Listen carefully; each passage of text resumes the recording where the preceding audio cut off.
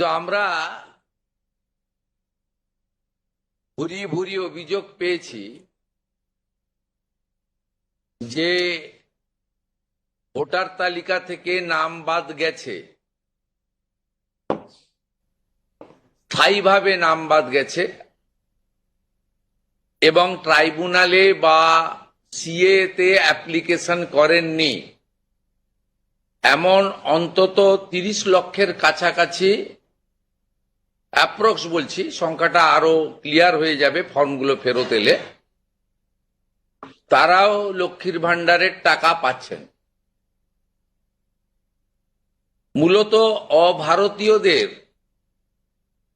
যেহেতু এটা প্রাপ্তবয়স্কদেরই স্কিম, যারা ভারতীয় নয় বা ভারতীয় ভোটার তালিকায় যাদের নাম নেই, আবার বলি সিএএ অ্যাপ্লিকেন্ট অথবা অ্যাডজুডিকেটের পরে যারা ট্রাইব্যুনালে আবেদন করে রেখেছেন তারা কিন্তু ব্যতিক্রম। সেক্ষেত্রে এই বিপুল সংখ্যক লোককেও লক্ষ্মীর ভান্ডারের টাকা দেওয়া হচ্ছে। তাই অর্থনৈতিক স্বচ্ছতা,